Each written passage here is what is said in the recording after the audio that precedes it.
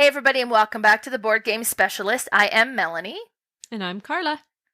And we are doing episode 84. And for this episode, we're doing kind of touching on a few different things. We're going to talk about 3 games that we played over the holidays. We're going to talk about 3 games that we got over the holidays. And then this time last year, we did our New Year's resolution. So we're going to kind of have a quick overview of how we did with last year's New Year's resolution and talk about our 3 New Year's resolution we have for this year.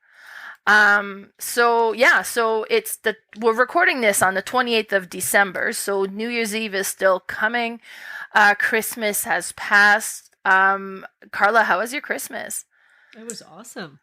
Because you have one more coming up, don't you? I do have one more tomorrow evening. My niece, she's a flight attendant, so she missed Christmas. So her and her boyfriend are coming to my brother's, and we'll have another big feast and game night. So it'll be fun. Yeah. So my last. That's great. I'm in the belief that you can never have too many Christmases. Yeah. So, yeah. I mean, and I am Christmas crazy. I love it. It's ridiculous. A week before Christmas, I don't sleep. So there's so many days that my alarm is set for 7:00, but I'm awake at 4:45 or 4:30, and I'm just like, oh, it's coming. So, I mean, it's exhausting. It is. Like, it's tiring at night. Can't even keep my eyes awake at 10. I'm like, why am I so exhausted? Just all the fun and anticipation of everything. The only time it gets tiring, and I did this once. This is the first time I've ever done this. Well, as a kid, we had to travel and go back and forth to different houses, but we did 2 houses in one day, and that actually was exhausting. Where I can see, and a lot of people have to do that. They go, for lunch here, for supper there, and so that does get a little tiring. But normally, we kind of do both sides of the family together, so we kind of do it all at once. And then, kind of extended family, we'll do another day or a game day with my brother and his family and stuff. But I can see how people who, especially if they have kids and they have to bring kids around, that could be exhausting. But for sure, we're a little different because we're blended family. So we didn't do our Christmas on the 25th. We do it on the 24th. But I'm also Eastern Canadian, and growing up, one of the tradition that we would sometimes do is we would open our gift at midnight. So that's what we ended up doing. So on the 23rd at midnight, we opened gifts. So we didn't go to bed till 2:30, 3:00 in the morning. And I love doing it that way because otherwise I'm too excited and I'm up at 3, 4:00 in the morning thinking it's Christmas morning, and it's not. And Lee's kids like to sleep in the morning, so doing it at midnight just works for us right now because they don't have to wake up super early, and I'm not sitting awake since 3 waiting for everybody to get up so we can do Christmas, so it just works for everybody.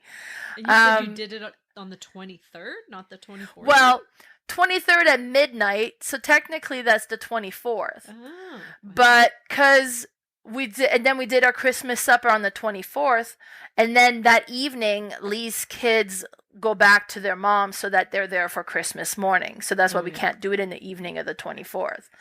Right. With a blended family, you just got to fit everybody in. So, but no, it was good. It was a great Christmas. Everybody loved their gifts. But yeah, let's get started. So over the holidays, Carla, did you get to play? Oh yeah, we got to play lots of games, lots of party games and dexterity games. The one though that is my favorite, I actually played with you yesterday. I had a game day and we got to play some games. And even though I lost and it was very hard, I found this game. This is the Search for the Lost Species. I have been anticipating this game, and this is actually one I also got for Christmas, but I got to play it.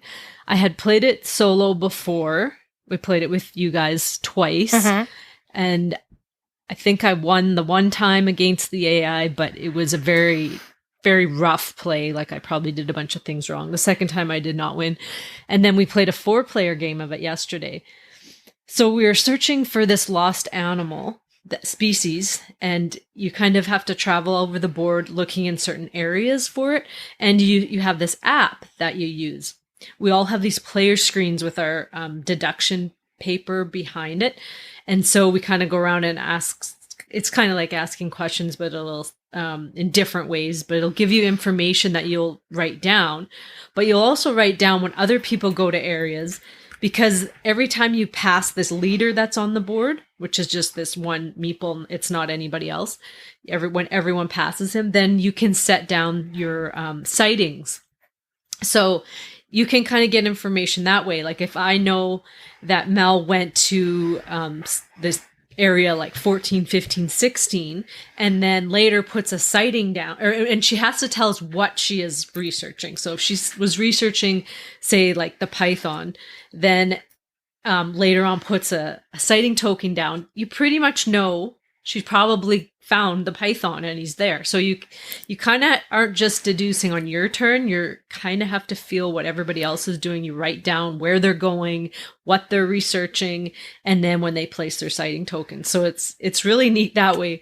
We had one like oops where I think Bernie did one kind of research and I must have pushed the wrong sighting and it kind of messed him up a bit. But I really thought his token was on a different one, I think, and maybe that's what happened. But anyway, other than that. Yeah, it's easy to do. Yeah, but other than that, it's not as easy to screw up as like Cryptid. Oh, no, yeah, for sure. This one, it's pretty hard to screw up, but it is so neat because it kind of gives you some starting information that we all have, and then as you go you kind of get more information. There's a few conferences that like halfway through the round everybody will get information, which will really help because it'll like kind of cancel out some areas that these animals cannot be there because they can't be in a certain line from another one and all kinds of things. So I thought about this game all night long last night. I have it set up on my table. After this, I'm going to play it again and I'm going to beat Teeny the AI because I have to figure this one out, but I find it very hard. Oh, and I've also ordered the Search for Planet X just since then. Have you ordered that one now? Which is the first game in this series, but I just loved it. And yeah, I can't get enough deduction games lately. So it's a really good one. What about you? What's your first one that you are going to... Well, I just kind of talk a bit about that one because, yeah, we had a game day at your house yesterday, and this is one of the games that we played. And I ended up winning. Yeah, you did. But I did it took me 3 guesses before I guessed where the lost species was, which was the kangaroo. We're looking for the kangaroo. Yeah. And I had made some assumptions that, okay, well, if this is there, then the kangaroo must be between these 2 places. Oh, and the information tells me it's not there, then it's there. And then I'm like, because I had kind of assumed where one of the frog would have been, and the frog wasn't there. And it kind of totally threw me. I was like, okay, hold on. Then that must not have been the frog here. And then when we revealed the one location, it's like, oh, the frog is over there. And I was like, oh, hold on. This changes everything. Yeah. And then you're like, but yeah, so it was neat, though. It was interesting. I found like there was still some guesswork. Like you still have to do like a trial and error a little bit. So, well, let's try it over here, see if it's going to work out. Because it wasn't, like with Cryptid, once you kind of gather all the clues, there's only one possible location. I found with this one, there was still a few possible places it could be. You had to kind of still find it. I think we just didn't deduce enough because the one time I had played with one of the times I played with the AI, like it was exact. And it all made sense as I got the proper information. So we might not have gotten all the information. Plus, when we went to enter like where we thought we found the lost species, and you have to, in order to do that, you have to pick the right spot, and then you have to explain what is on 2 sides of it, like what's adjacent to it. So if you get one of those wrong, it'll give you a no. So you might have still found it, but you got the wrong information. But you got the wrong, yeah. So I think that's what happened with me, because you tried to find it and then failed, and then it kind of went around the table. We all tried a few times. And then after I was like, it has to be there. And then I realized after I probably had it after you select the wrong thing. I had the wrong things next to it. So right. I'm going to play this probably 10 times tonight and get it figured out.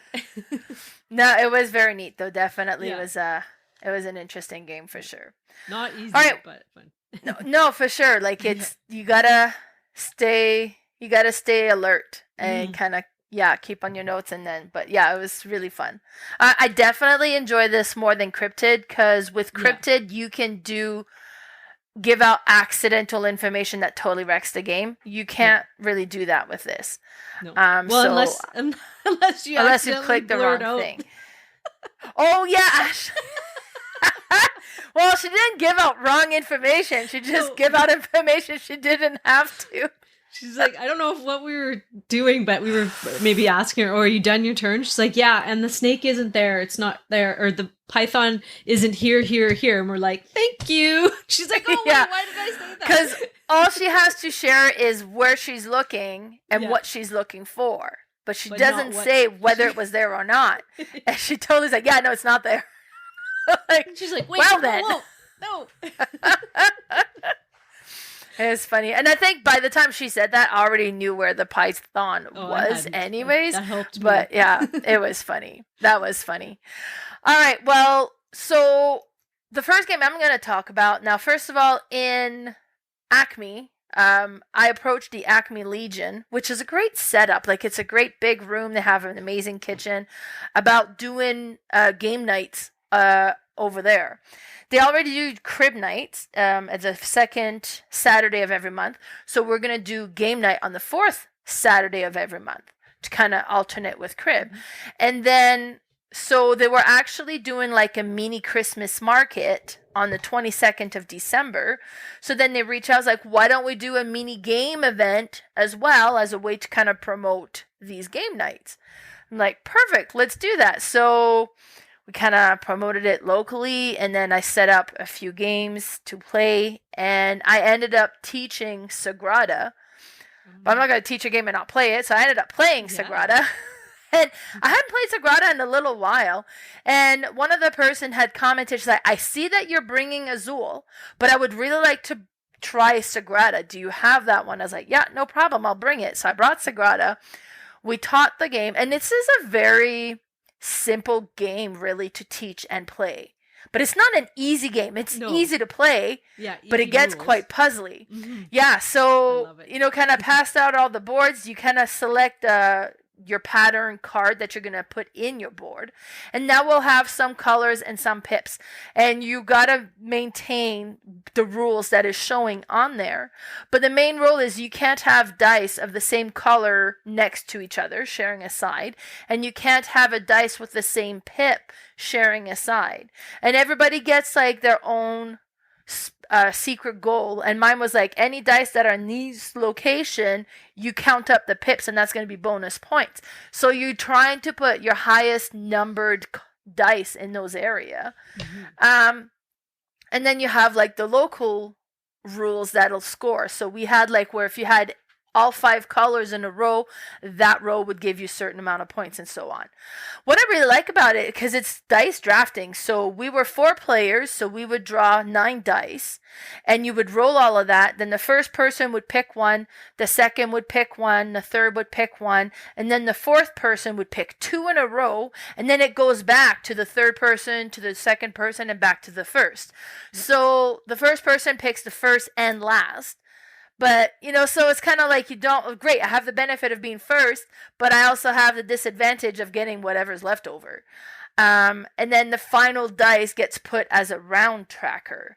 But then you also have special abilities, and all these cards changes every time you play. And one of the special ability we had was that you could kind of spend your little glass bead to trade a dice with one that was in the tracker dice. So didn't work, you could, mind you, the tracker dice, they were like almost all red dice.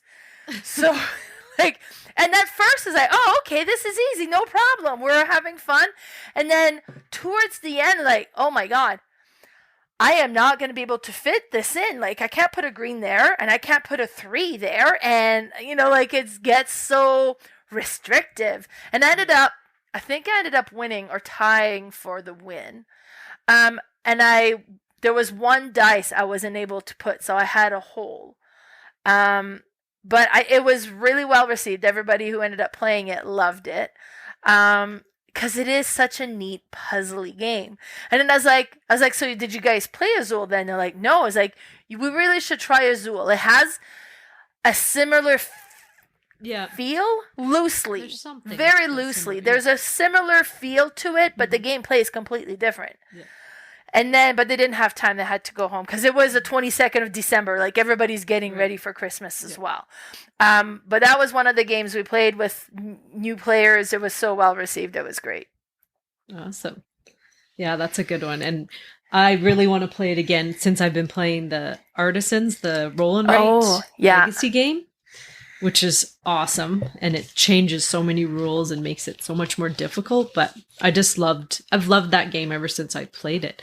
It was one of my gateway games, I think, for sure, that really drew me in. And just the Sudoku part of it, type of play, I just love. Good one. All right, my second one is a party game. And this one I played with family, and we actually played with you yesterday too. We played it Christmas Day. My brother was hosting Christmas Day, and he said, "You're bringing some games, right?" And I was like, "Of course I am."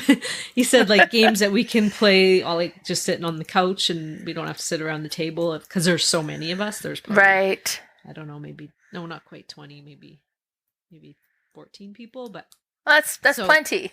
Yeah. So I brought 2 games, but the one that I'm talking about it's called Herd Mentality. Now this one I had, someone was doing a big board game bliss order. So that's one of our online sites. And when there's a sale, I think it was the Black Friday sale, we kind of all go together and do one big buy so that we get the discount. Our friend Ashley she was going to buy this game, and it was called this Herd Mentality. And then after I'm like, "Oh, did you get that game?" And she's like, "No, I didn't get it." And I'm like, "Oh, dang. I would have maybe got it or whatever." But she did end up buying it. She had bought it for me for Christmas. Oh, nice. Yeah. So when I opened it up, I'm like, "Oh, right." So anyway, we played it there, and it's awesome. This game, and it's so simple. You teach it in 1 minute. All you do is you answer a question. And so it's all these just different random questions. What one did we have yesterday? Best pizza topping. Oh, yeah. What is the best pizza topping? And everybody writes it down. And you're not just answering it willy-nilly. You're trying to answer what you think the majority of the group is going to say. So you maybe like pineapple, but do you think the whole group likes it? So you're trying to, just stay within the herd kind of thing. And if you are within the majority of the answers, you get a point. And it's just the first one to 8 points. But if you're the Lone Ranger who has one answer that nobody else has, then you have to take this pink cow. It's this little squishy, what are those called? Those squishy balls? Stress ball. Yeah, stress ball. Yeah. That you have. And if you have this, you can never win the game. So you need somebody else to take it from you. You can still get points, and because you can still continue being in the majority. But if you're stuck with this cow, you're out of luck. So we played one big game of that, and then we played 2 games of it yesterday before you left. And it's fun because I think I had the pink cow in the first game, but I barely had any points anyway. And then in the second game, I think Bernie had it, and he almost the pink cow traveled more. I ended up with it at the end. Yeah. You did? Yeah, I had it for 1 point. Ashley had it at 1 point. Oh, okay. Bernie had it. It traveled a lot in that second game. Yeah. And we kept calling it the pig, even though it's a cow. I know. I kept saying it's a pig because it's pink. There's so many pink cows, is there? But and another thing, I didn't mention this probably, but it never happened. If say 2 of you would have got to 8 points, and didn't have the cow, then you go to 9 points. So you just kind of keep going to get until there's one person that's the winner. Yeah. But it's nice. Such it's got that green team wins feel, but you're just getting points instead, and you can just and the cow is neat because you don't want the cow. So you don't want to have, because you know how some people will play those games and they just want to make the silliest answer so that they are funny. You can't do that in this game or you're not going to win. It's going to cost you. Yeah. But yeah, I really like it. And that one was Herd Mentality. And it says it plays up to 20. You could play with however many. You just add more paper or whatever to give to, we use dry erase boards, and you can just use. And those dry erase boards, first of all, were amazing. They were nice, big, almost like a clipboard. Yeah. Like a clipboard feel, but a dry erase board. Yeah, I found them at a thrift store, and they had a bunch. I should have just. It was like I got 5 of them. I will take 20. Yeah, if I see them again, I'll grab a ton of them. Oh, for sure. But yeah, no, that was great, and that was a lot of fun. So that's a good pick. All right, the second one I'm going to talk about. Now, I've played it a few times over the holidays, a couple of times at that mini game event I hosted, and a couple of times just me and Lee. And that was DiceThrone, Santa versus Krampus. Oh, first of all, it is just so thematic. You know, like you play as Santa, you play as Krampus, and then Santa's like you have these different tokens for your abilities. So it was eggnog and cheer. So you collect these and then you can kind of discard them to buff up your attacks or to re-roll or change your dice to a 6. Krampus had stealing gifts, and he would hand out coal. And he also has kind of like helpers that are all the rejected toys that aren't getting given out as Christmas because they're all messed up. So like it was neat. And then you true DiceThrone, you know, you Yahtzee battle, you roll your dice, and just so because each character in all of the DiceThrone universe have a unique dice with unique symbols on it.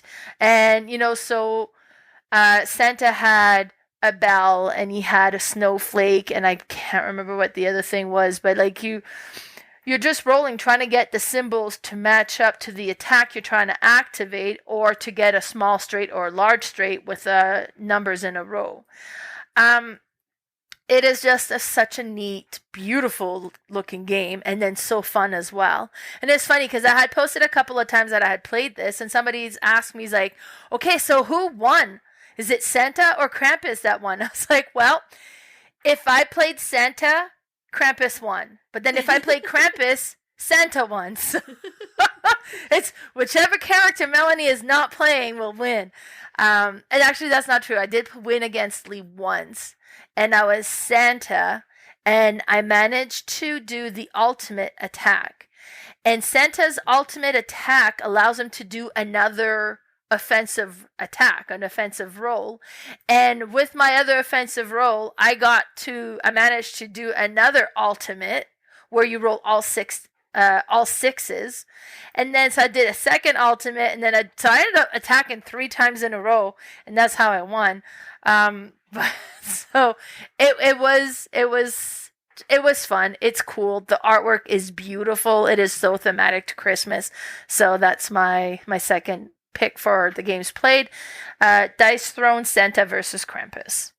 I almost picked this one up because you talk about DiceThrone all the time, and I've tried it once, and it was at a convention, whatever, and it didn't really, take my interest. But I do want to try again. Which one would you recommend getting to start with? Season 1, probably. Oh, like you can't just get a box of 2? You can. And I don't know what the combo is, but I think like Monk versus Elf is one. And those are probably the characters I play the most. Oh, okay. I'll have to look for that because I might have. But I mean, like they got season 1, season 2. They have Marvel and they have X-Men coming out. So pick the character that appeals to you. Yeah. Or maybe I'll borrow one of your for sure. 2 players and try it with John and see if he likes it or something. Yeah. Yeah. Awesome. All right. My third one that I'm choosing, I have talked about this probably a couple times now. I just purchased this for the family for Christmas, but we played it quite a bit over Christmas, and that was Tumbling Dice. Nice. And this one is just this board, this layered board kind of that has like scores 0, 1, 2, and then 4 times. And you're just rolling dice and trying to hit these like little targets basically, which are flat. So, and it's neat because, you might get a 6 that lands on the 4 times, which is 24 points, but then somebody knocks it off. So we played it a few times, but it was neat because then my son's like, oh, we could just like make backboards here and put this here and then see if you can like bounce it off something and back onto the board. And my brother's like, I think I'm going to try and build a life-size one of these with like the big foam dice and all this. And everyone was just loving it. We had so much fun with it. But yeah, that went over really well. And I'm glad I bought it. It was kind of expensive, but I think it'll definitely be a classic. Yeah, I've played it once at a gaming event, and I knew you were getting it, and I was so excited for you to get it because it's such a fun. It's like Crokinole, like it has that staying power, that great presence, and that will appeal or attract everybody, right? Mm-hmm. So, very nice. So my third game I had on my list that I wanted to talk about was originally Search for the Lost Species, but Carla beat me to it, so I changed it last minute. And I'm changing this one to Tuki. So this is a game that I recently acquired, like in the last month, and I just hadn't had the chance to play. So I got looking into it, watched a tutorial. Super simple game. Components are these big, chunky blocks, like colored blocks, and then you have these almost Tetris-y shape white blocks that have all these odd shapes, and it's kind of like a dexterity speed game. So what will happen is on your turn you will take a card and roll a dice. Now the dice is going to show whether you're going to put the card on the bird side down, the bear side down, or I forget what the third symbol is. A seal side down, I think.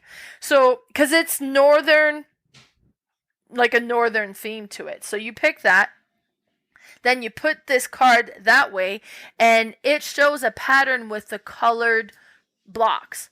And now what you need to do is you need to reproduce that pattern using the blocks you have, and it's going to be physically impossible to make them stand that way utilizing just the color blocks. So you got to use the white blocks to prop them up where you need to. And I think this is kind of loosely based on, and I don't know what they're called, but you know when the Inuits would create these rock Yeah. So it's kind of based on that game, and you're kind of redoing this, but using these blocks, and it's called Tuki, so it's a speed game. And then the first one to create that pattern, utilizing the white ones to prop up where you need to prop up, say, okay, I got it. Then if you win and got the pattern correct first, the other player that's lost takes the card. So if you play multiple players, then it's whomever is the last one will take that card. And if you ever collect 5 cards, you're eliminated or you lose the game. So we played just 2 players, me and Lee. It was neat. It was fun. It was like tactile, and the components and the blocks are so satisfying to play, and I really enjoyed it. So that's the third game I played over the holiday that I wanted to talk about, and that's Tuki. Yeah, that is a good one. I had got that, I think, last year. There was a sale and I found it and played it, and then everyone who plays it ends up buying it because there's 2 people. There's people who can play Tuki and people who cannot. They can't wrap their brain around it. And I actually used to be that person. I could not do it. I don't know why. I can do things on paper very easily or like flat things, but as soon as it gets 3D, I was like, brain block.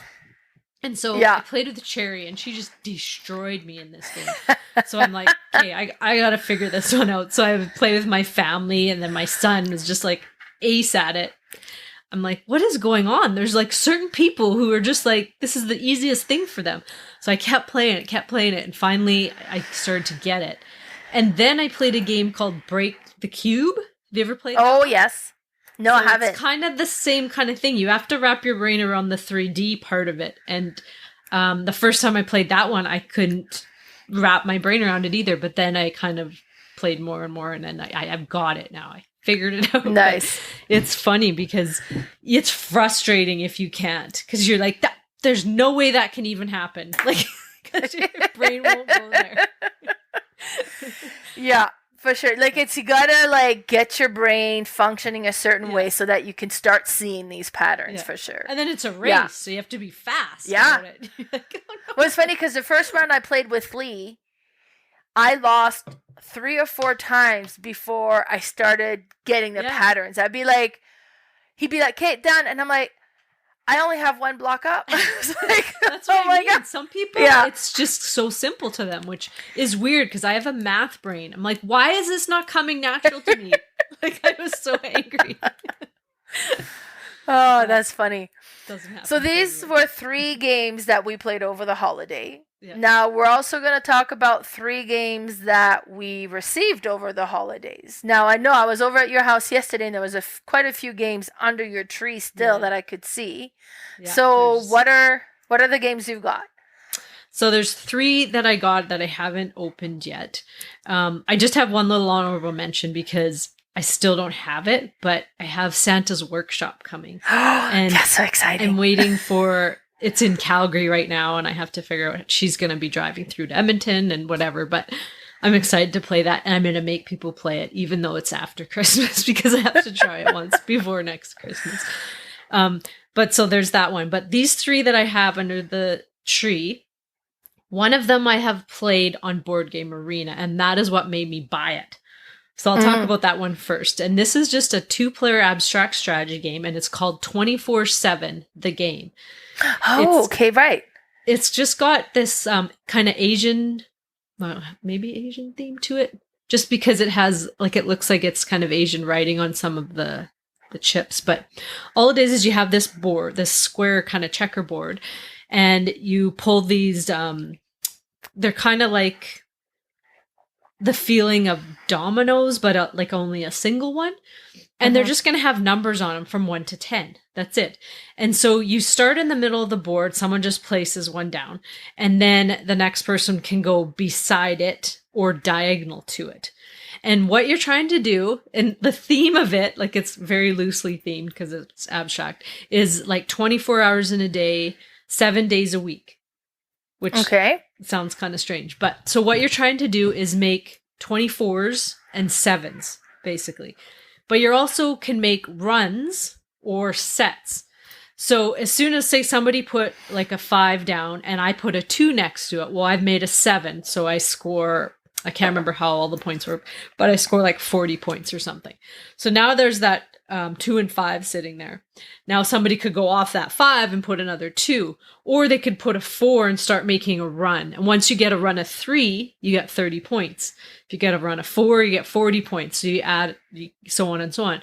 But if it ever gets up to 24, then you put these little, they're like red gems, but they're like these round, smooth rocks that you will block those off, because then nobody else can make anything higher than 24. It's really hard to explain in just words because you have to see it on a board. But that's all you're doing is placing tiles, and every time you play one, you get to pull another one out of the bag and you put it on your little stand, and you're just making all these points.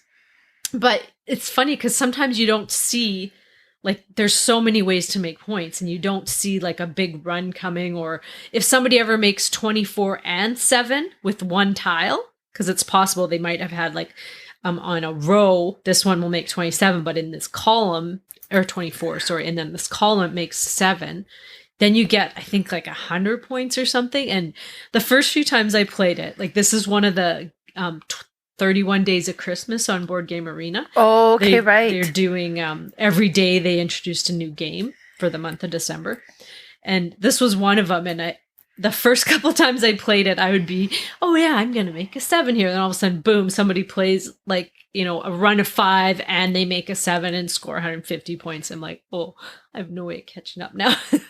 But it's neat because then other people can get blocked and not see them, like not see what is on the board and make nothing, or they don't have the right numbers of tiles and you've got all the right numbers. So it's really, really unique and interesting. And so you can't find this anywhere, but I went on Amazon and somebody was selling it because you can buy used stuff on there. And right. So I showed John, I'm like, look, it's here. And he's like, what's there? And he's like, oh, just order it. So I ordered it and wrapped it up for myself from John. Nice. But yeah, that's the first one that it's still under the tree because we haven't had any time to do 2-player games yet. Maybe tomorrow we'll get to play it. Yeah, I saw it there. It looked interesting for sure. Yeah. I'll take a picture when I do it. Yeah, do. Mm-hmm. Perfect. And put it on the Discord. Oh yeah, I will, for sure. Yeah, okay, sounds good. I posted all my Christmas haul on there. I think you did too. And your after Christmas haul too, right? Yeah, well, yeah, exactly. I still count that as my Christmas haul. Yes. And actually, most of the games I'm going to be talking about are from those. Yeah. Now, because for Christmas, I've got a lot of, I would say, board game adjacent gift. Right. Because my family you might try to get her something, but she keeps getting games, so don't, right? Yeah. And Lee got me like that dice advent calendar, which was great. That's a cool thing, yeah. Really enjoy that one. And then he got me a sign that says board game room, always open, no whining, no cheating, no like stuff like that. So I have that sign. I got to figure out where I want to put it. And Nick got me coins, metal coins.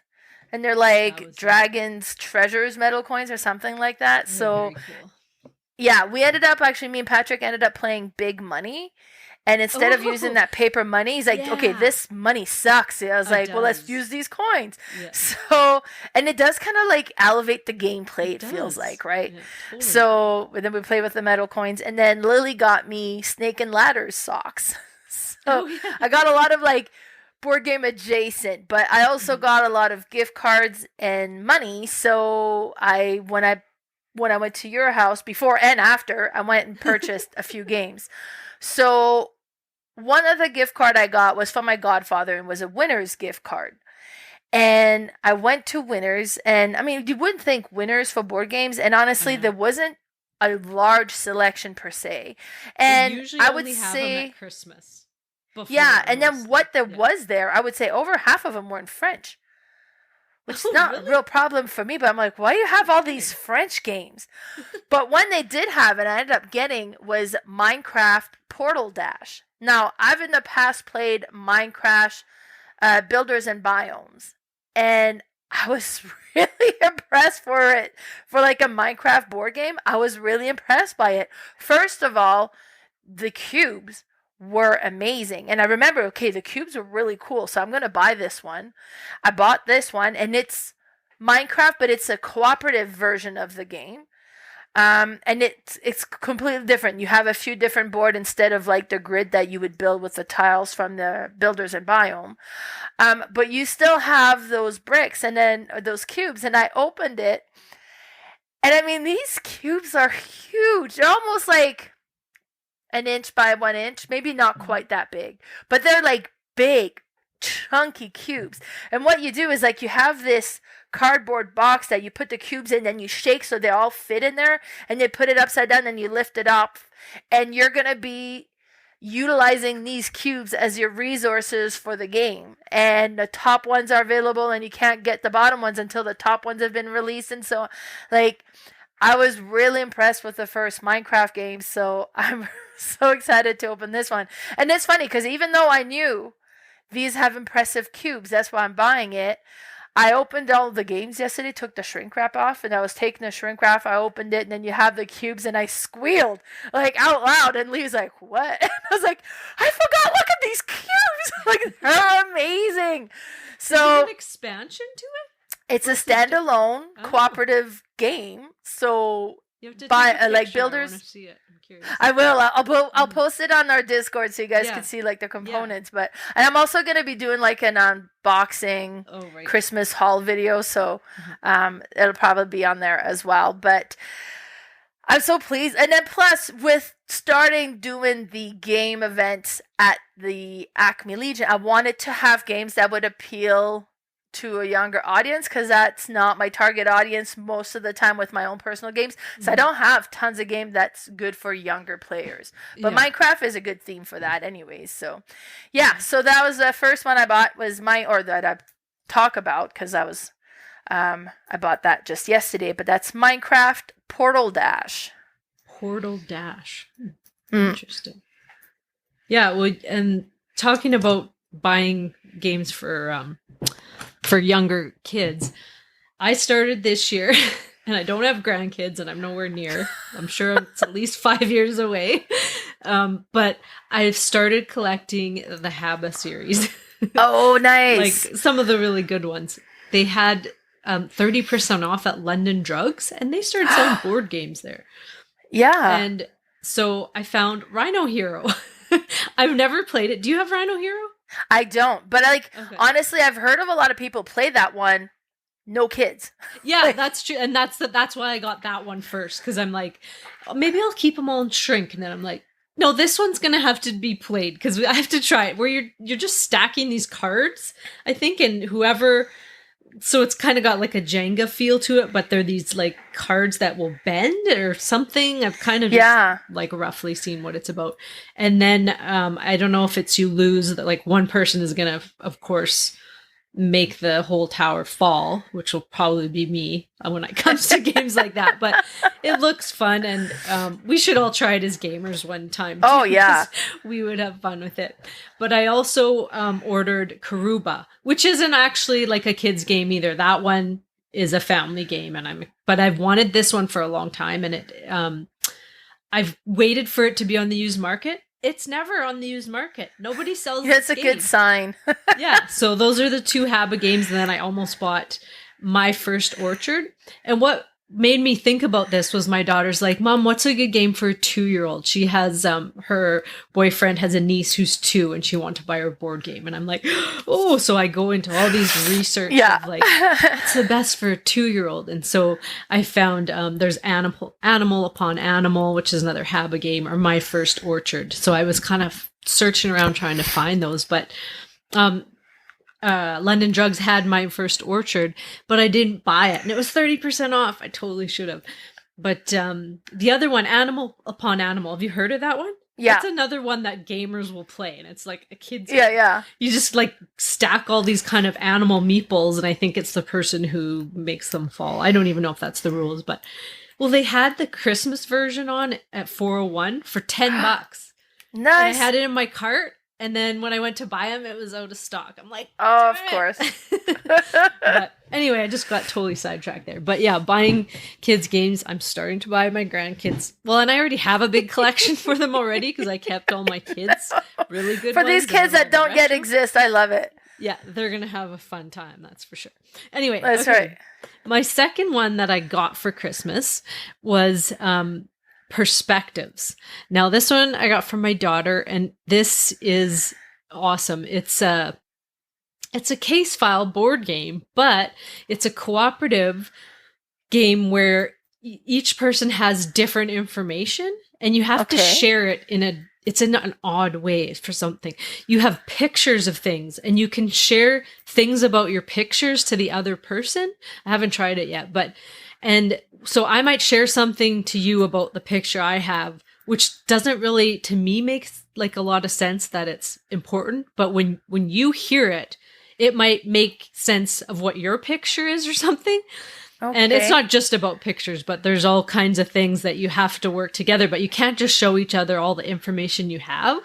So it's really unique, and it's gotten so much buzz that it's been on. I've been watching all these top 2023 lists, and this has made quite a few of them. So I'm so excited to get this one to the table. But it's also made by Matthew Dunstan, who typically does like roll and writes or kind of smaller games. Like I don't know that he's done a real big game. He's done some card games, but they're all very unique, really cool mechanics. So he was part of the team that did this game, along with the guy who did Sherlock Holmes Consulting Detective, or did some of those. And so people are saying this is kind of a lighter Sherlock Holmes Consulting Detective, which is good for me because I find those ones very hard. I'm never beating Sherlock in those. I usually will take a little longer and just like stretch it out and just really delve into the case and then figure it out, but not in the way I'm supposed to, or not in the time period. So this one is a lighter version of that. Not the exact same way though. I don't think you have maps and stuff. I'm not even sure. I haven't opened it, but I'm excited to get this one to the table. Yeah. You'll have to try it after me. Because there's 3 cases. Is it one that's replayable? Or there's a certain amount of cases. There's 3 cases, I think. Yeah. Okay, perfect. Nice. Yeah. All right. Well, the second one I got now for work, at work for Christmas, every employee got a gift card. And you can kind of pick what you wanted your gift card for. So I got an Amazon gift card. And actually, I ended up getting a couple of gift cards over the holidays from work. So I ended up, and I was like, okay, I got an extra gift card I wasn't expecting. What should I get?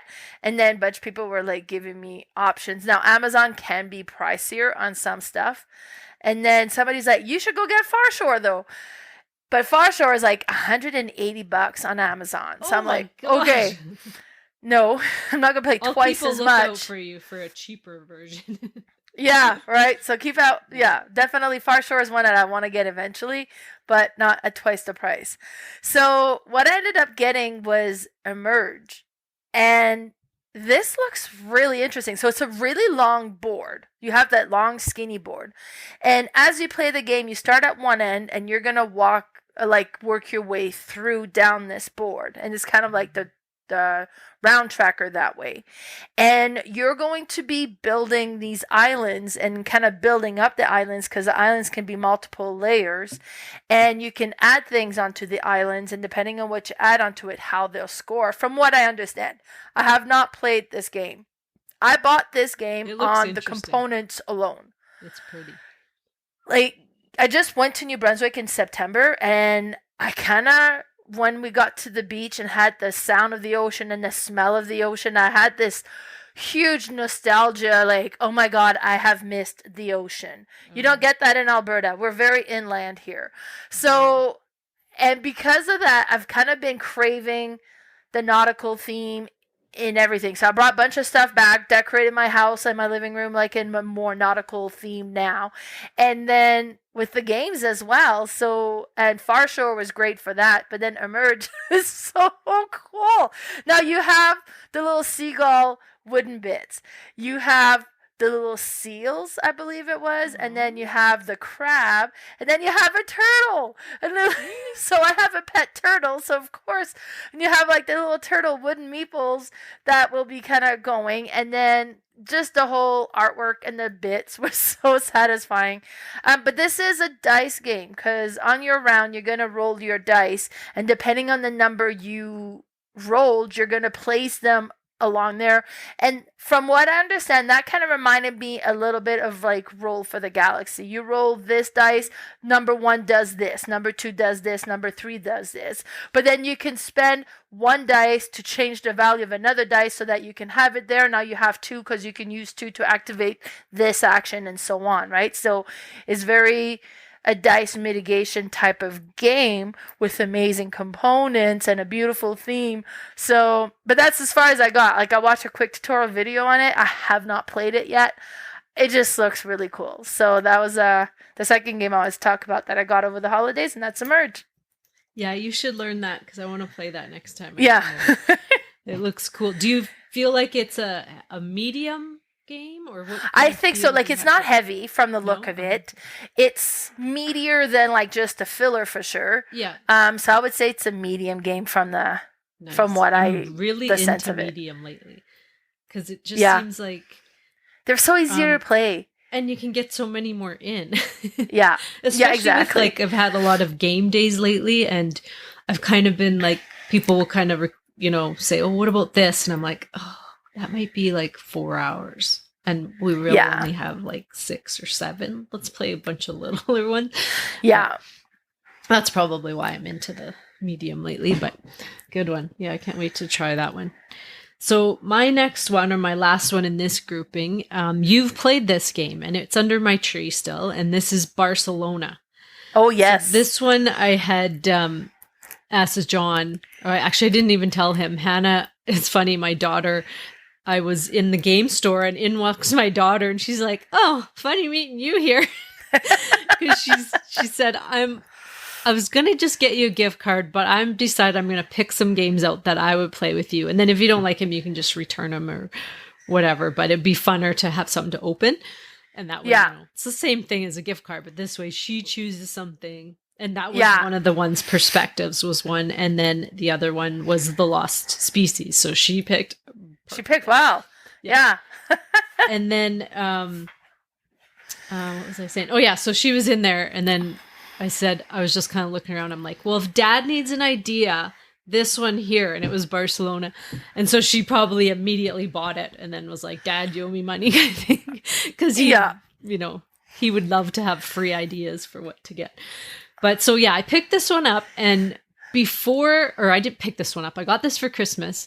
But before that, I had done some research on it. I had asked you like what you thought of it. You said it was good. And I kind of watched some playthroughs, and I'm like, I think this one is my jam. It's a total point salad game. I don't know a ton about it, but you're kind of building, not really routes, but you're kind of finishing off streets and avenues kind of thing? Or like, is that how you would describe it? Yeah, because you're building the city and you're adding tiles into this city. And then if you Google like a picture of Barcelona, it actually looks like Barcelona. Barcelona is very much like that. I was like, oh my God. Yeah. But it almost feels like a reverse Targi. Because you know what the reverse Targi is? You put your thing on the edge, and where it connects is what you activate. Well, this one is you'll be adding tiles and have your workers in this grid, and you activate what's on the edge of it. Yeah, so depending on where you build, what you do, what you get to activate, and there's different things that can build different, and then you're going to score on all these different things. So point salad for sure, but very satisfying. It was gorgeous. I like point salad. Makes you feel smart. I just got 400 points.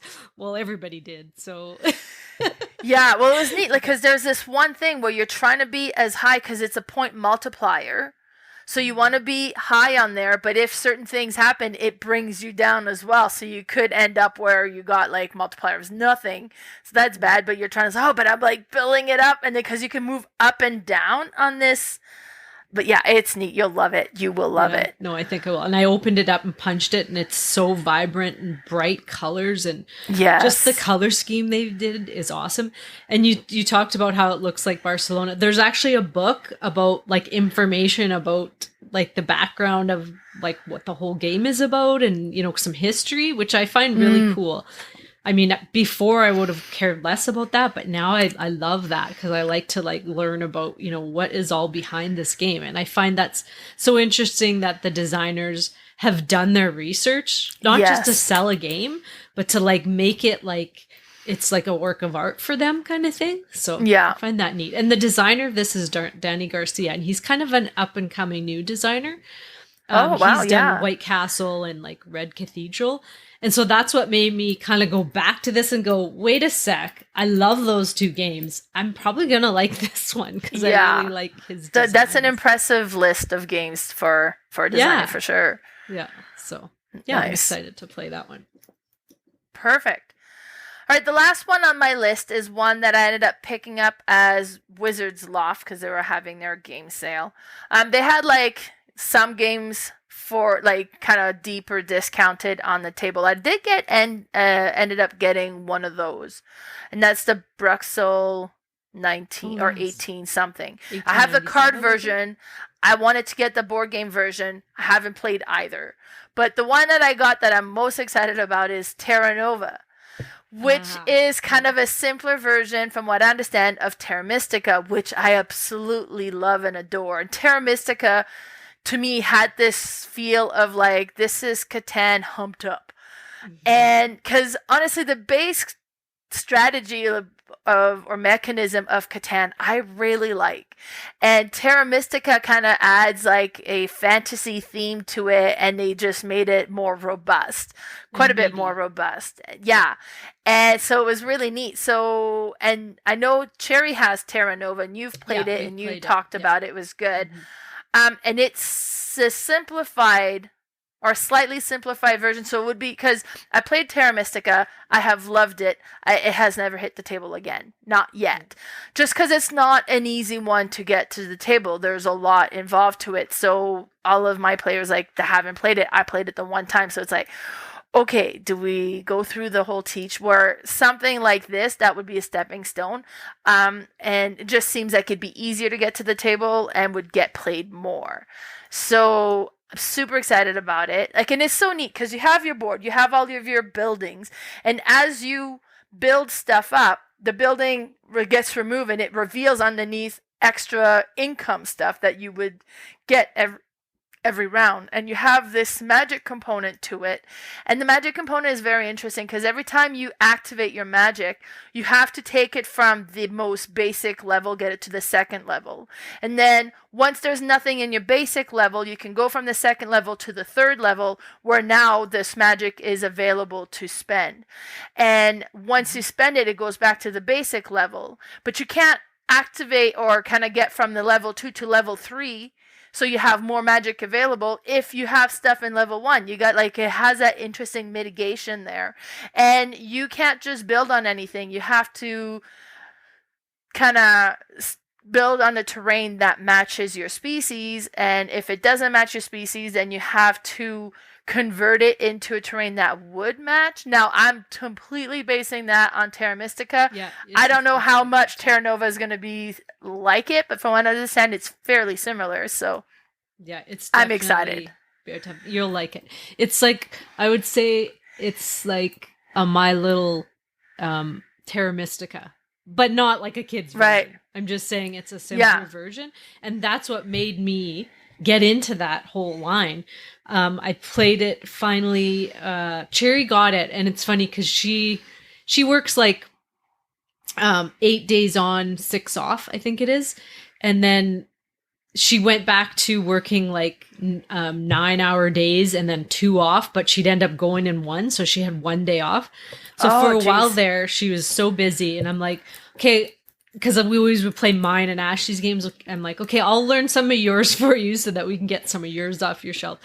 But I would get to pick and choose. So that one, I'm like, okay, that one's going to probably be fairly easier to learn. So I grabbed that one and I learned it. And we played it at a game day. And I was like, oh, I like this. I didn't think I had played Terra Mystica like way back when I was kind of getting into the hobby. Mm-hmm. And I think I found it too much for me at the time.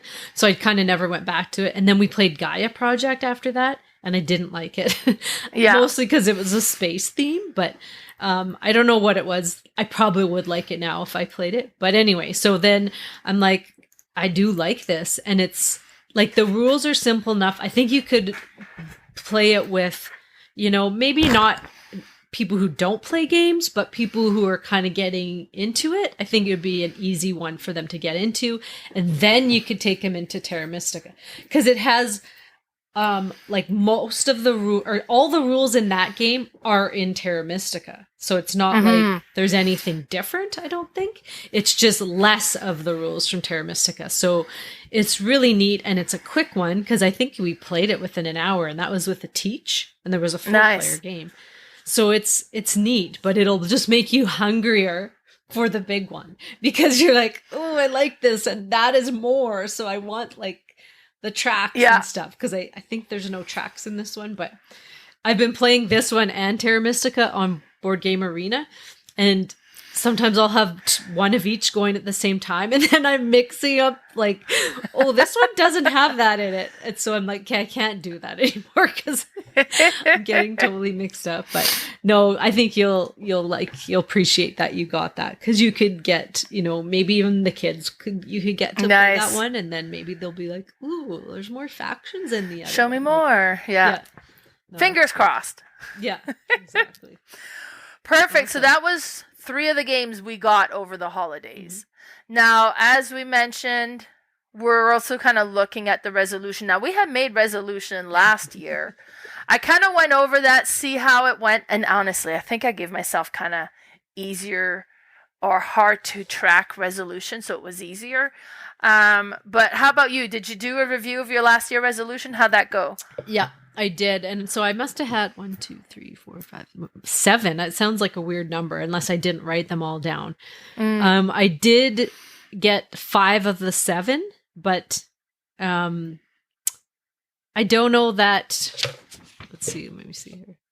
like some of them were quite easy. Like one of them was play more puzzle-solving crime escape games. Well, I was and you have done that this year. I was totally into that. So as if that wasn't going to happen, right? Play with 10 new people on BGA. Well, I played 10 games like every few days. Like that's the simplest thing. Right. Another one was one that I didn't do was play all my Uwe Rosenberg games. Didn't happen. I played maybe a few of them. Oh, jeez. Now, you also had the T series, right? Yeah, I had the T series, which I did play all of my T series, but I didn't get all Cherry's played. So, I mean, I think I had said in there I want to play all the T series, but I couldn't get hers played. Jen learned some of them, or right. I don't know what happened, but I did get all mine done, but I counted that as a no. And then another one I had was don't buy every version of the game, which is like the roll and write and the dice version, which I did hold myself back a bit from that. One was keeping my shelf of shame down to 2%, which, is totally easy because you just buy more games and then the percentage is, like... Right? 2 out of 10, or if I have 20 games and it's only this. So that was pretty easy to do. Then another one I did not do was play an RPG. I thought I was going to get one played, that Shivers game, which was kind of like a escape RPG. I didn't get that played. I don't have it. I just thought maybe I'd find it at a convention or something and try it out. But I didn't get that done. What about you? What did your...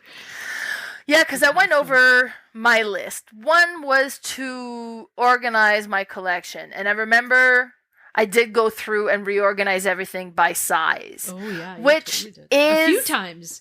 You did it more than once, didn't you? Well... Yeah, no, because I think at the beginning of the year, I reorganized everything by genre and player count. And then I did it again by size because I like that crisp, straight line across my... I think that's the retailer in me. I worked retail too long that I want my shelf to be pretty. And so I have done that. Now, that's a big task. I have a large collection. I can't bring everything down and put them back up. I don't have enough space to take everything down to put back up. So you got to take one section down, move the others, so you open gaps. It took me a week, I think, each time I did it. I remember when you were doing it, you'd send pictures all the time, and all of a sudden we see you had almost all your games maybe off one shelf or something, and you were like, yeah, I don't know, I'm kind of tired now. I don't know. I was like, mistakes were made. Send help. So, I mean, it's a big undertaking, and I've acquired a lot of games at the end of this year, so all of the organization that I had is no longer there. There's no rhyme or reason on my shelves right now, and I'm trying not to look at it. I was like, just remember how big a job it is. Like, let's just not even look at it. So, and hint, it's not part of my 3 resolution for this year. So. No. But I have done that, and it's something that I kind of readdress all the time. But yeah, I had on there to take better pictures of my games, and I don't know that I take a lot of pictures. I take decent pictures, but I normally take pictures from my point of view. I don't move. I don't get out of my chair to take a picture, right? So, but I definitely take a lot of pictures, and I'm pretty sure I've taken a picture of almost every games I've played. Yeah. So I'll count that as a win. Yeah, sure. I have put not to have any more board games than I have room for. I have purchased 3 shelves this year, so technically I have room for it, but I have not limited myself at all. Yeah. So I don't know if that's a win. That's probably not a win. I blame Lee on this. He's an enabler. He is. I was like, oh my God, I'm getting full. Ideas to put more games. Yeah, he's like, there's room for a shelf there. No, you know what? I said 3. I got 4 new shelves this year because my sister gave me one for Christmas. One, right? So, yeah. So, we'll put a question mark on whether that was a success or not. Alphabet challenge, I am 1 letter away still. I have to play an X game. Sunday. I have XCOM. I was looking into it. XCOM looks really involved for casual end of year gaming for the holidays.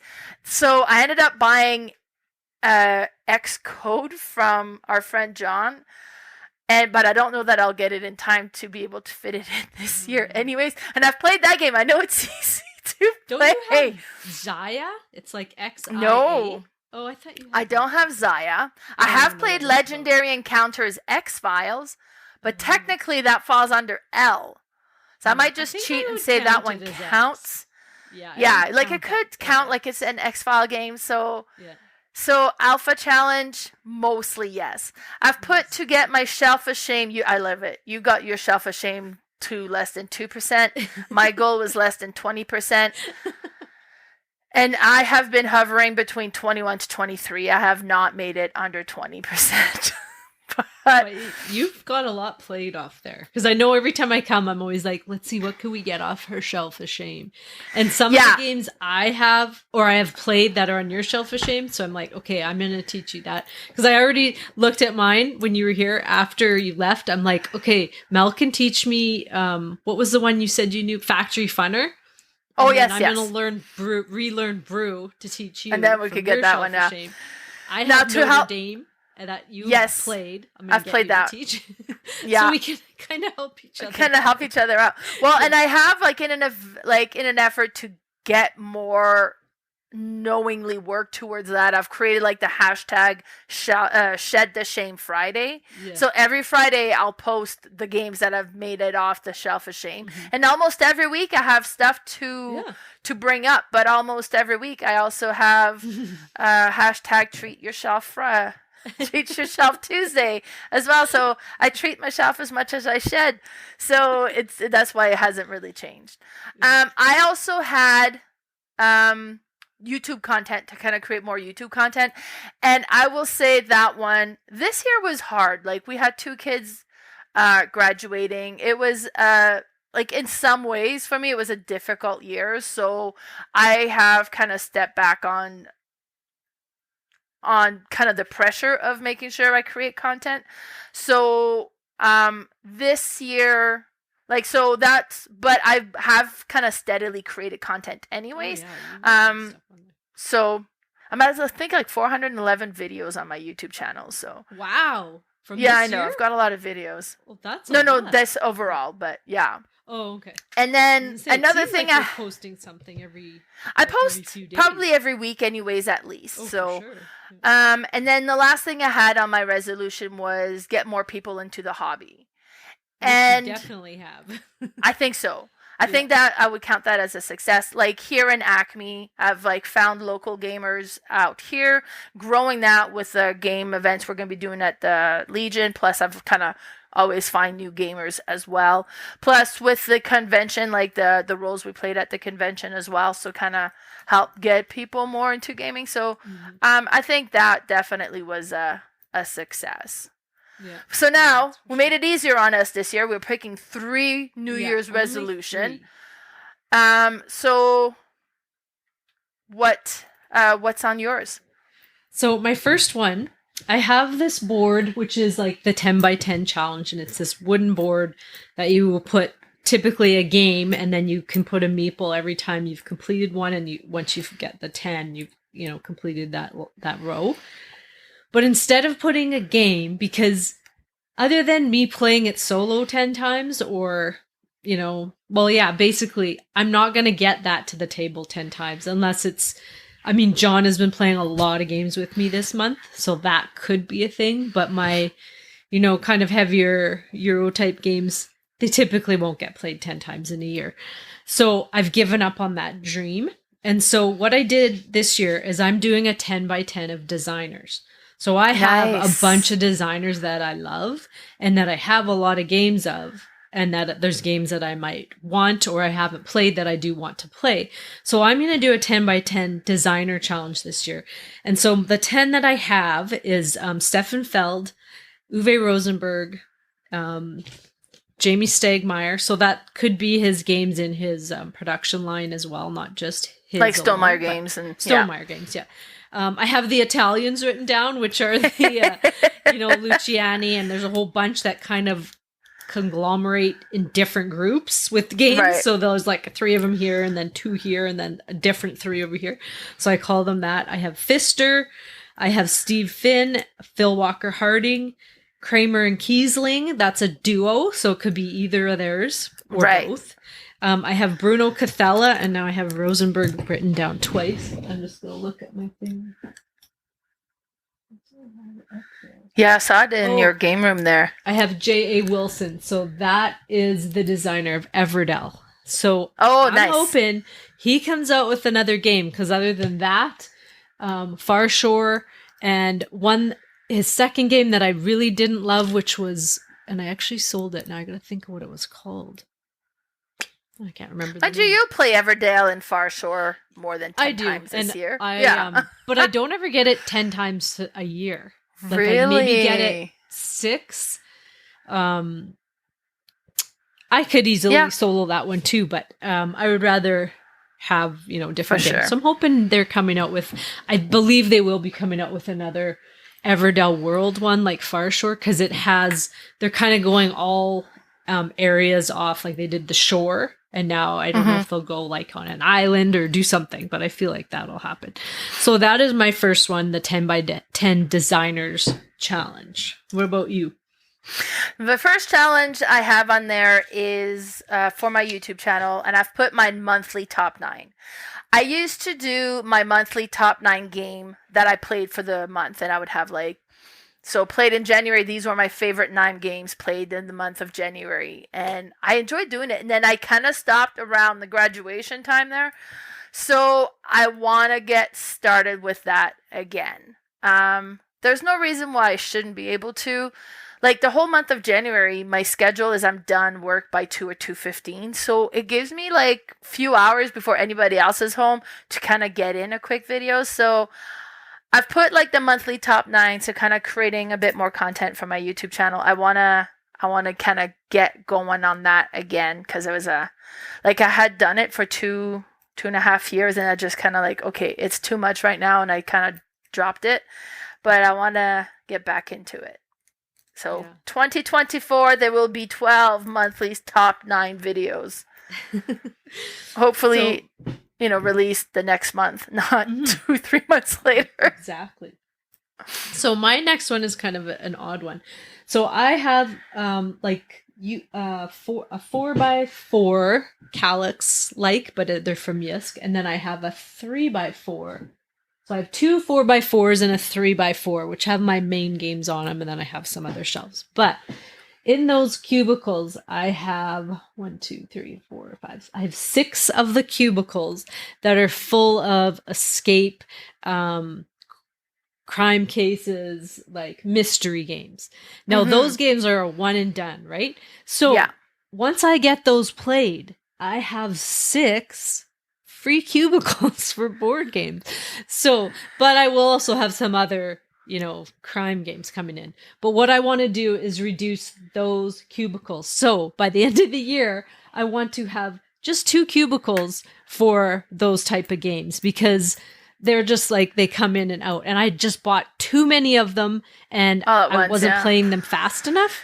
But I really want to get, and I'm playing so much solo right now that I can easily get these ones played. So that is my second one, is condensing them, like getting 4 cubicles of my case file escape mystery games designated to board games, so that they will turn back into a board game shelf.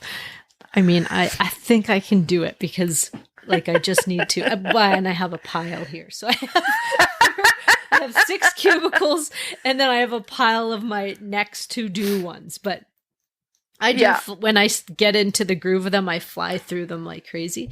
And I just have to stop buying those ones, because those were the cubicles I had, left for them. But now I need the space for my board games, and those need to get moving.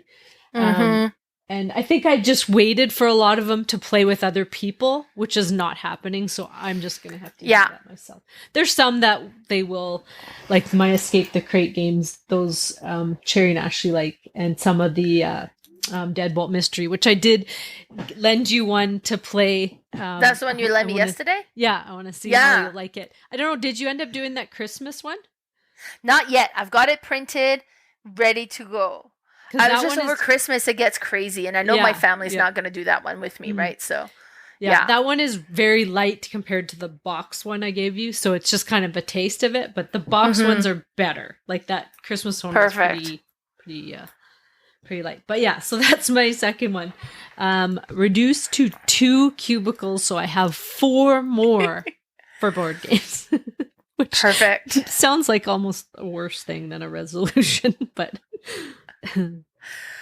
I'm putting back on my list the Shelf of Shame thing, because I get so easily into acquiring game over getting them played that I really want to concentrate on playing my games and getting them tried out. And then and I do that to a certain point, but the purchasing has got to slow down, and I've got to get them played more, right? So I want to make that a priority this year.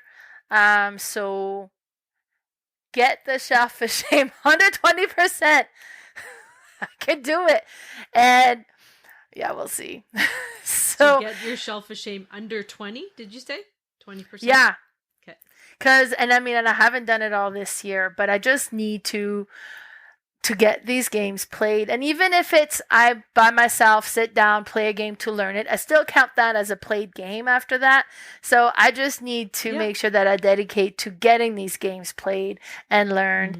And because I want to, and every time I play this, okay, that was great. Oh my God, I really enjoy that one. So I enjoy playing the game. That's my hobby, playing game, not necessarily having a collection of board game, but it's just, I was like, oh, this game is going to be so great that I added in anyways.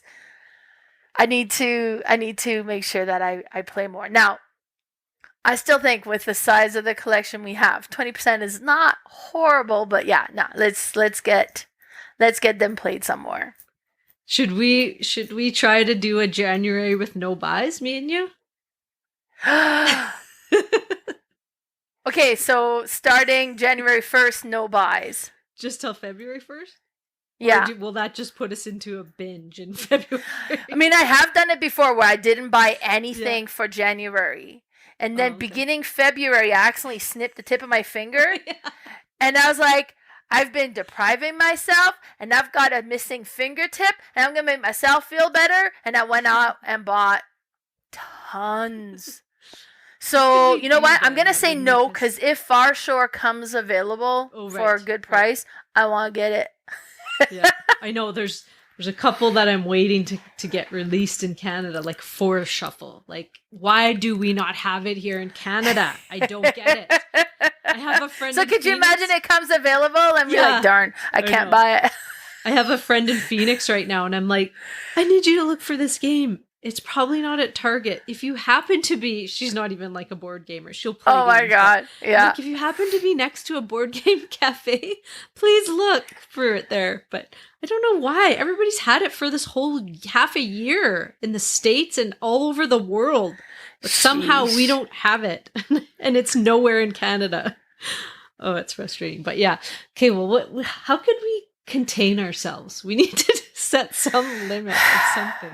Like there should be. Yeah. Like we could look at one in, one out, but even then I suck at out. That's hard, yeah. Yeah. Well, I don't know. My next one. Do we really need to contain ourselves? Or do we really? Is there really a problem? Yeah. Because really Lee says it's all fun. And it's socializing and good time. It's not like we're, doing bad things. And I'm kind of also with starting this monthly game at that Legion. Like I kind of want to get a few younger audience game as well. So yeah, that we'll say have to figure out something that we can.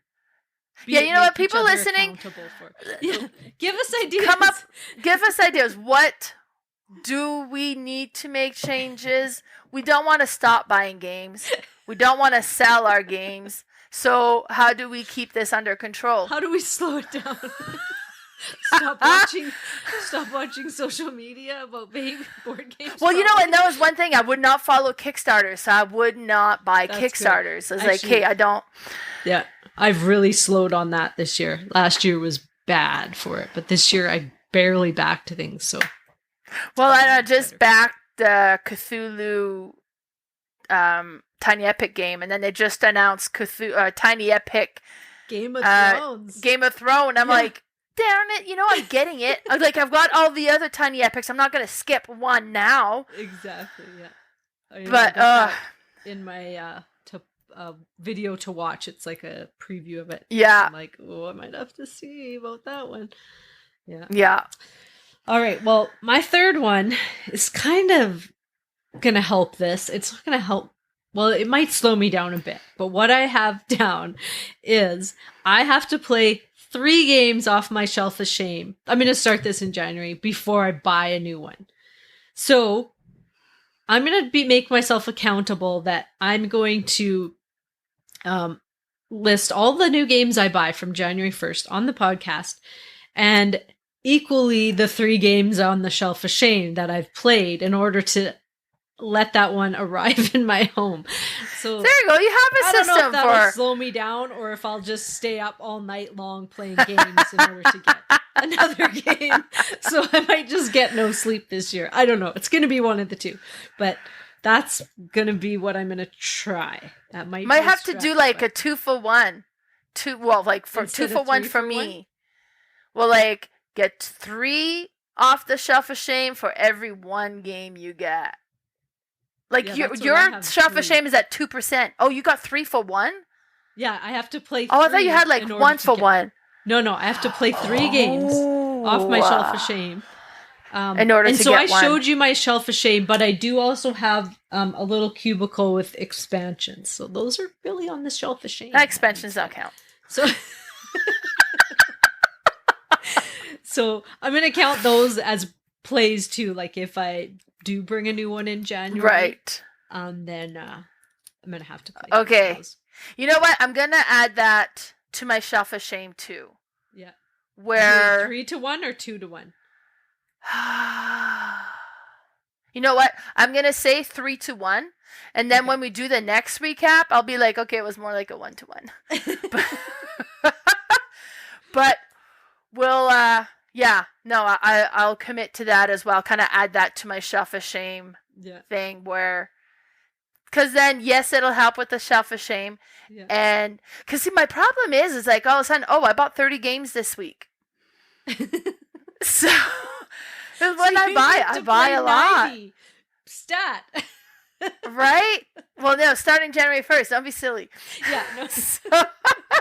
But it's like the conventions and the auctions. But I mean, like, I guess I'll run a running tally of my shelf of shame so you can kind of play ahead so that you can, and then like, okay, I need to get more. Like, so let's run a running tally. So, okay. Yeah. Games purchased in January will be a third of the games played off the shelf of shame. Well, January 2024. Gaming counts. Board Game Arena counts. And like if I play at your house one of my shelf of shame games, that counts. Oh, 100%. So those count too. Playing them and learning, obviously, and playing them will be there. Yeah. So I'm going to try that one. It's going to be tough, but I need to do it. And I want to play those games. So this is just going to be a rule. It's going to be my rule this year. Yeah. Okay, my last resolution. And honestly, this one is kind of already underway. It kind of builds from the last year one, but it's local game group. I want to get a local gaming community here in Acme. Population 650 people. But I want to make it so that at least here in my community, gaming is like, oh, yeah, of course we play games. So make it convert the village. Village like motto. Come play games with Mel. Well, and because like sometimes if it's like, oh, okay, so impromptu, my evening's open. Yeah. Who can I play with? Oh, Carla's in Red Deer. Yeah. Ashley's in Disbury. Bernie's in Calgary. Mm-hmm. Travis is in, Crossfield. I want to be able to have local people. Yeah. So I'd be like, hey, neighbor, what are you doing tonight? Want to come play a game? What's the friend you have that lives down the street? I always forget her name. So I have a few local gamers now. There's Shauna, Lisa, and Jessica. And it's funny, it's like all gaming girls as well, mostly. And they're really Justin, getting into it. They really are. Yeah. No, that's great. And then some, like, because they would play RPGs, and like she had Wingspan, and so they were already gamers. Like, I'm just kind of. I thought you had converted them all, because when they've been there a couple times when I've also been there, and I think I'm taking them next level a little bit. Yeah, but they're really getting into it, because they're like, the one was like, I have to go home and I promised my husband I'd cook steak, but I'm coming back after, and I'm like, yeah, there it is. Yeah. So no, it's been great. Like, definitely that. And then I met Chelsea at the Legion, and she's added into, like, because we have a little group chat as well for like the Acme girls, it's called, so she, like, I've added her to that. So slowly adding and growing that group. But I want to have where, like, gaming in Acme is, it's not just, oh, well, if Melanie's not there, nobody's gaming. I want it to be like, oh yeah, of course people play games out here. So. And I think, like, the Legion gaming day is going to help and just kind of continue growing on that. Yeah, that's good. I have kind of like 4 main groups of friends. I have my board game friends, I have my hiking friends, I have my golfing friends, and then I have my high school friends. And I've kind of am trying to convert them all into gamer friends. So my high school friends I only see like once a year a lot of times, but we do play games when we're together, just mostly party games. My golf friends, they love card games. So last year they were like, well, instead of us, because we'd golf every Thursday night, they're like, we'll play board games. I'm like, yeah, for sure. So I was all excited about it. And then the first night we had planned it, that was like, oh, I'm too tired. I just got home from work and I'm too tired. I'm like, they just don't have the stamina for it. So it never happened with them. I feel like it could eventually. It's mostly card games with them. But then my other group, my hiking friends, one of them is also my high school friend, but they really like board games. It's just, I have to be very careful what I introduce to them. Like, I don't think they'll ever get into the heavier ones, but they really do like it. And I always, I'll have a game night with them, and I'm always like, okay, is this too much? Like, am I bringing out too many games, or are these too hard? And they're like, oh, no, they're fun.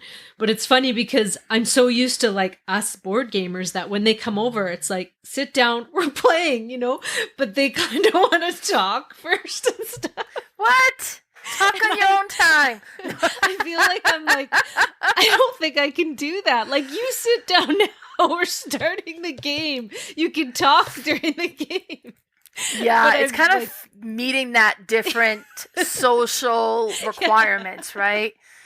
So definitely with the gamers, it's all about the games. But if it's like a gathering, then it's like visit. Let's pepper some games into it. But it's. But we get right into them, and we talk during, right? We do have lots of conversations, but it's like, I'm almost at the point where I can't just sit and talk. I have to be playing a game. Like, it feels awkward to just sit and talk with somebody. We're just gonna sit and talk? Like, this is weird. Without nothing on the table? Like, really?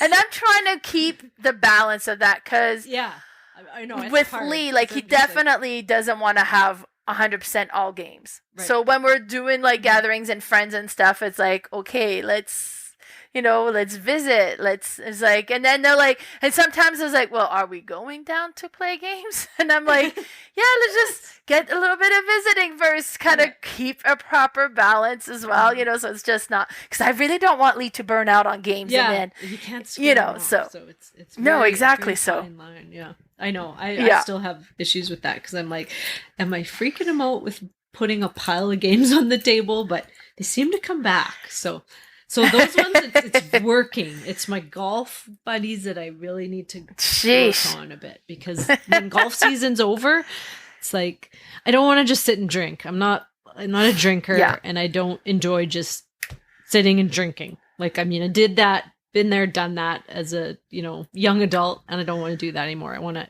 have fun while I'm socializing. So. Yeah. I mean, and you can drink and play games. Well, yeah, you can have a few drinks, but It's just it just seems weird now to do that. To me, like a board game, even like an easy roll dice rolling game enhances the whole evening anyways. So yeah. I guess not everybody feels that way, but not everybody's right. Mm-hmm. Yeah. All right. There's got to be a board game for everyone out there. So there is 100%. We're sure. We'll find it for them. Sounds good. So now next episode, we're going to be doing our top 9 cozy games.